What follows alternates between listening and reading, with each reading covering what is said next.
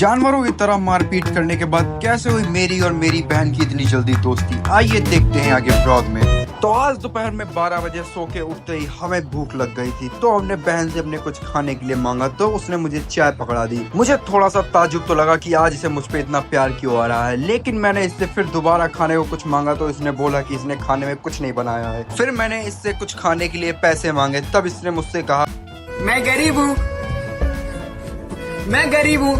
ये सुन के मेरा माथा गर्म हो गया और मैंने इसे पीट दिया, लेकिन बदले में इसने मुझे पीट दिया, तो हमारी लड़ाई हो गई। लड़ाई इतनी भयानक हो गई थी कि मैंने कसम खा ली थी मैं इससे बोलूंगा नहीं, लेकिन फिर मैंने घर में देखा कि कुछ खाने को ही नहीं है। ये देख के मैं बहुत ही सोच में पड़ गया। फिर मेरे दिमाग में एक आइडिया आया, मैंने नीम खड़ी सामने करके कसम उतार ली और इससे हाथ मिलाने चला गया, क्योंकि मुझे पता था कि अब यही कुछ कर सकती है। वो कहावत है ना कि काम के समय तो गधे को भी दादा कहना पड़ता है। ये करने के बाद हम पैसा ढूंढने के मिशन में लग गए। मेरी बहन भी अपनी पर्सों को खंगालने में लग गई, लेकिन उसको एक भी पैसा नहीं मिला। फिर मुझे समझ में आया कि मैंने इससे हाथ मिला के कितनी बड़ी गलती की है, पर मैंने फिर भी उम्मीद नहीं छोड़ी। मैं चला गया अपनी पर्स चेक कर। मुझे भी अपनी पर्स में कुछ खास पैसे नहीं मिले थे, लेकिन हमें उसमें 5 रुपए मिले थे, तो हमारी उम्मीद जिंदा थी। पर तभी मेरी नजर पड़ती है 200 की नोट पे।